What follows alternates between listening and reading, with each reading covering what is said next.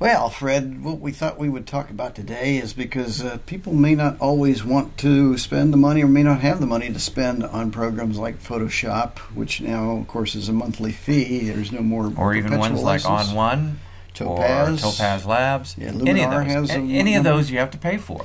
But there's some free versions out there that are open source. Yes. And the first one we're going to talk about today is Darktable. Darktable, yeah. And there's some advantages that Darktable have over Lightroom. Number one, it's free. Free. Number two, there's a version that runs on Linux, Windows, and Mac. Yeah. So they've developed for all three platforms. This is true. And I don't believe any of those other programs out there, the paid ones, have versions that run on Linux. So if you're a Linux user, then I guess this is about the only thing you can do. Or you're going to have to go buy a Mac or a PC computer. Well, let's talk about some of the features. Yep. Well, you know what XMP Sidecars are? No, tell me about that. Okay, well, XMP Sidecar, these are files that if you're doing adjusting RAW, it doesn't matter whether it's Photoshop, Lightroom, or Bridge, they write all the modifications that you've done to your RAW image out to this little sidecar. They don't actually adjust the image itself. That's not true if you're doing TIFF or JPEGs or one of the other formats, but if you're using a RAW format, then it writes an XMP sidecar. And Darktable does as well. Right. Now, the only problem is that if you go back and forth between, or if you have stuff that's in Lightroom and bring it into Darktable, it may not be 100% compatible. Okay. And some of the things that are compatible, I'll let you talk about the ones that supposedly are 100%. Yeah. Crop, rotation, flip, and tags. Yeah, those should come over with no problem. And another one that's mostly accurate are your exposure, your blacks, the grain control, tone curve, but only lightness is supported. Color zones and local contrast settings. Okay, well, there's some things that need tweaking. Vignette. The forms are not imported. You get a rounded box effect. Yep. So, spot removal. There are two kinds of processing on Lightroom, clone and heal, and those don't really come over. No they need a lot of tweaking. Equivalent to those in Darktable. Right. And also, Lightroom specific adjustments such as texture and clarity are really not compatible. There's no equivalent in exact identical equivalent, I should say, in Darktable. Well, some of the general features we can talk about. Yeah, why don't you go ahead and talk about some of the general features. Well, Darktable will run on GNU Linux GTK3, on the Mac OS, Mac ports, Solaris 11, GTK3. Yeah, this is in addition to Windows. Yeah, so those are very specifically out there where most people would say there's nothing for them. And of course, fully non-destructive editing. Yeah, all Darktable core functions operate on a 40 or 4x32-bit floating point pixel buffer for high accuracy processing, which tends to prevent banding and color breaks.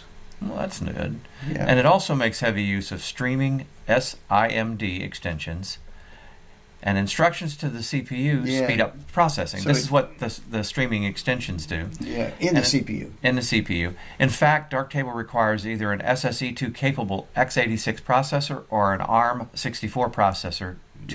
And on most systems now, that shouldn't be a problem. Yeah, so if you had an older computer, could possibly be a problem, but that's going to be a problem with a lot of software, so it's not just Darktable. It also has GPU acceleration. That's your graphic unit on your machine, especially if you have like an NVIDIA card or higher-end card with OpenCL. And it also has runtime detection enabled, which will detect what card you've got. Okay. Well, most of the image processing is done in the CIE lab color space, which is much larger than the gamut of modern displays, printers, or even human vision. Yep. So it goes beyond what we can actually see. So that's the color. So that's a good thing. In fact, even more than your monitor's going to display.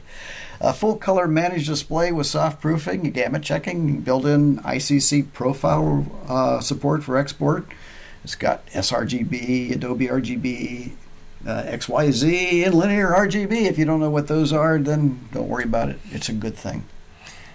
Well, the collect module allows you to execute flexible database queries search your images by tags, image rating, which would be stars, Yep. color labels, and many more. Yep. Filtering and sorting your collections within the database are done by querying or simple tagging by related tags are useful tools in your everyday photo workflow. Yeah, so it's got somewhat of a database. I don't think it's as extensive as Lightroom has, but does have some, and we're going to show that here in a moment. And you can import a variety of standard, raw, and high dynamic range images formats, such as JPEGs, of course, your Canon RAW, your Nikon DNG, OpenX, EXRs. So that's a good thing. I mean, there is a problem, though, that with the newer RAW formats that come out with the new cameras, or manufacturers change them, there may be a longer time frame before it's added back into it. You would have to go re-download Darktable. Okay. Well, Darktable has a zero latency, full screen, zoomable user interface through multi-level software caches. Yeah. And something that Lightroom offers, which is nice, it offers tethered shooting, which means you can hook up your camera to your computer and control your camera, and then the images will automatically come into Darktable, which is nice if you're doing studio work. Well, the export system supports Picasa, WebAlbum, Flickr upload, disk storage, one-to-one copy, email attachments, and can generate a simple HTML-based web gallery. Darktable allows you to export to low dynamic range JPEG, JPEG 2000, PNG, TIFF, PDF, 16-bit PPM TIF, or linear high dynamic range, which would be PFM, EXR images. So you can export to others. To quite a bit of export. And as we mentioned, Darktable uses XMP Sidecar files as well as its own database for saving metadata and processing settings, and all the EXIF data that's in the image is read and written by Darktable. Well, Darktable comes with more than 60 image operation modules, which cover everything from basic operations, tonal value changes, color, manipulation, correction of common image defects, and artistic effects. Yeah, so I don't think there's much that you can't do with it that you would. Obviously, Photoshop and Lightroom are going to offer you more capabilities, but this still has a lot in it. Many of the Darktable modules can be combined with blending operators for an even more development. Right. And a powerful mask feature gives you fine control on the module's effect to different parts of an image. So you can say specifically what you want to mask. You can use choice of draw a mask, vary shapes, or define a parametric mask based on pixel values. Yeah, and we're not going to go over all these. This is not meant as a tutorial for Darktable. No. It's more of an introduction to show you what it's to give you the idea of the capability, so you may be interested in trying it. Right. Most modules can exist as multiple instances. Together within the mask feature, you can let an operation have different effects on different parts of the image. Yeah, which is kind of cool. And Darktable introduces a highly efficient yet simple single-click denoiser that someone says it just always works. I don't know if that's true or not, but it's designed as a module where the denoising performance only depends on your camera and ISO setting. So, a database of profiles that contains parameters for about 200 popular camera models. And of course, Darktable comes with a versatile scripting interface, which gives you enhanced functionality using LUA as a scripting language. Well, images containing geocoordinates can be displayed on a map, much like you can in Lightroom, but I understand there's some issues with that. The geocoordinates can also be assigned to images by manually placing them within the map, or by automatically applying GPX track data if you have a separate device for collecting your geo. And Darktable has a built-in slideshow feature that lets you display your collection of images full screen. Yep, which is kind of nice. It's got a nice print module, lets you send your images to your printer, so in case you want to print them, that's a good thing. And gives you full management support of the color, so that's nice. And you had mentioned this to me, too. What, on the plugins? Yeah. Well, as of December 2019, Darktable has 67 image adjustment plugins divided into 5 groups: basic, tone, color, correction, and effect. Now, some of these features were already mentioned, but it's noteworthy to know that besides the included plugins, there are more being developed by third parties, which is pretty cool.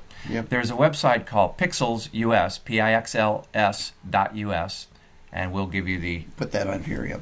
the URL. And it features a few of these new plugins, including HDR Merge, Open in GIMP, and even Open in Photoshop plugin. So from Darktable, you can actually shell out to Photoshop or GIMP, and that's pretty cool. Which I don't understand, because if you don't want to use Photoshop, why do you? Yeah, well, unless you have an older version. Evidently, there seems to be a call for it. Well, a lot of things are being developed in Linux for Darktable. There's one called Holger's plugin for HDR and focus stacking. And so the reason I think we see a big Linux support on this is because a lot of the people developing and who actually first developed it may have done so on the Linux platform and then moved to the Windows and Mac platform afterwards. And it's because it is open source. That means other people can contribute to it. But there are some disadvantages. Slow change in preview after changes. It takes quite a bit to add keywords. There's only one database catalog, no option to turn off XMP files should you want to do that. And I understand that there have been some display problems mentioned, such as the map display for geotagged images, and HDR export as DNG is currently, well, at least at this moment, wasn't working. What doesn't work, right? And then, of course, the side-by-side comparison, original versus adjusted image. Yep. So, and that's something that I'm sure they're working on, because a lot of people are asking about it and complaining that it's not working well or at all. Yeah, the fact that it is free, open source, and people are working on it as they can. And of course, some users are complaining of problems with specific plugins and issues with exporting to certain file formats. But as Jim just said, it is a free. Supported mostly by people out there that are using it, saying, hey, we need this, and how would I do that? And of course, there's a lot of people that are trying to develop. I wouldn't be able to tell you which area gets developed fastest, but I have a feeling it's Linux, and then they port it over from there. But I saw a lot of stuff. Well, it's just a matter, I think, of so much of porting it as the compiler that they're using. Right. They can compile for multiple platforms. And here it is. Here we got Darktable brought up. This is what, when you first load it, this is basically what it's going to look like. So I haven't imported any. So what we thought we would do is we would import images, raw images that you and I shot a few episodes back when we photographed and showed how to do your sport car on the beach. So I'm going to go over here to folder and bring this in. Let's see. We go into my book, and should we play some music here while we're waiting? You should give somebody a topic to discuss while they're waiting here. Yes, talk among yourselves. Boy, this is well, maybe there we go. Ooh, it's a little bit of a delay. A little bit of a delay. But once we got in there, okay. Now it's coming up. So we're going to go in here, and Fred's car. So we're going to bring this folder in right here. So I'm going to go down here at the bottom and say open that folder, and there it is. So once we located the folder, it seems to be coming up fairly quickly. Yeah, so they're coming in pretty nicely, and it lays them out. It has a very look similar to Lightroom. Yeah. And, well, we can take one of these. I imagine it's... Yeah, I guess they've all come in. Okay. So, you can go through these, and you can... There we go. That's what I was waiting for, your little... There's the timeline. Yeah, the timeline at the bottom. So we brought an image in there. Now you can also rate these. You've got stars just like in Lightroom, and you've got a little filter that you can filter out and show just ones with certain stars. So you can go through the various images and select the ones you want, star them, and then filter out and just show you the prime ones. You can also add color to certain ones. One person I saw on a tutorial that was saying, okay, I want to take all the ones that were shot with f2.8 and I'll make them red. I don't know why, but he did that. Just to show it. But I notice off to the right, then there's some basic curve, equalizer, exposure, crop, rotate. So some of the basic built-in features here. And it also has our histogram here. Right. And as you can see, we can apply these to just certain sections of the histogram. And again, this is not a tutorial, so we're not going into this in any big extent. But your curves you can adjust using a curve. Tone equalizer. We can adjust our exposure. You adjust the blacks, as you can see. That's showing the. Actually, that's kind of nice over there. Isn't it? A little more contrast to it. It looks more in the night. And a separate one for our whites, which is kind of nice. It divides those up. So turn that on and off. And I believe over on this side it also has a history that shows you exactly what has gone through as far as the adjustments we've made. So you can go back. There is no side-by-side comparison, but you can go back to previous versions. That's that, and here's where we are. Go through your history. Yeah. So there we go. It took a minute for that to go. Not bad. White balance settings. Got our temperature, so if we want to bring this more of a say a warm tint, warmer tint, like more of the sunset, bring a little warmth out in it, or we can adjust that. We can adjust our tint, which is more of a fine control there. There we go. Yep. And it also, I don't like that. That's too much red. A little too there. That's a little better. Okay, and too much blue actually. Yeah, but anyway. So you've got the green blues. We could add a little bit more blue back in there. And so looks like there's a right down here. You have a preset. Yep. Let's see what that is here. Presets. Whoa. Camera sports. So we can go in here. So let's say with a flash. I was looking to see if they have a. Well, let's go to a shade. There was flash at the very bottom. No, I saw flash, but I was looking to see if they had a sunset setting, but I didn't see that. But yeah, it has the ability to adjust, and this is a Canon RAW image, and when we're done with this, then we can export this as the JPEG. And I should mention here, we've got up in here in the top of the right, we have a light table is where you would select your images, and like I said, you can go through here and you can rate these with these little stars down here in the bottom. So we'll give that a 4-star. Grab a couple of these at random here just to show. Then you can sort up here, and you can sort on a rating. Or is that over here? Okay, there we go. So I want to show only the 4 stars. So there was the 2 that I said a 4 star. So that's kind of nice to be able to. Right, and then once you get through with that, you go right over to the dark room, and then you can select the one we want there, and you go to the dark room to do your adjustments to it. And I see a little bit of hesitation to go in there.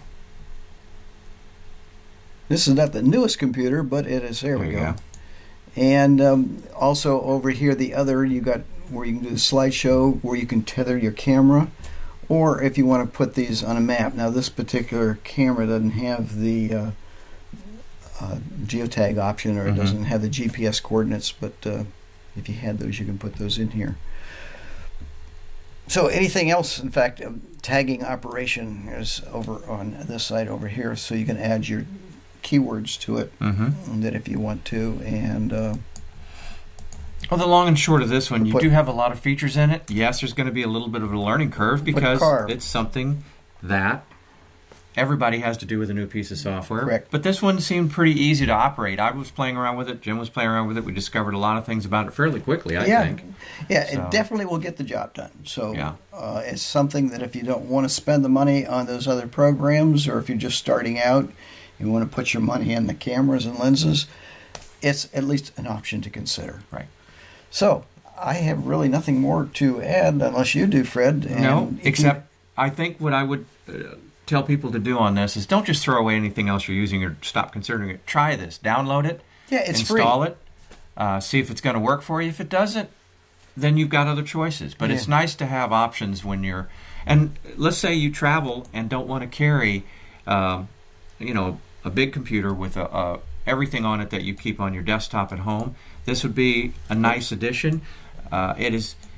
Can you export from this back into Lightroom? Well, we know that there's already a plugin done for being able to go and open up as I Photoshop. said, yeah, so. the XMP files, Right. with the exceptions that we mentioned, should work. So and vice versa. If you have some stuff that you did at one time with Lightroom, no longer have Lightroom, well... So there at least is an opportunity for functionality between what you would use this for and if you had another system that... Yeah.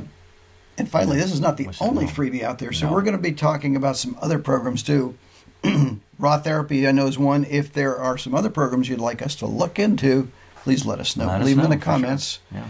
And that's all I got. Any last words? Yes, I get to say last thing. Go ahead. Okay. All right. Well, thanks. Yeah, thank you.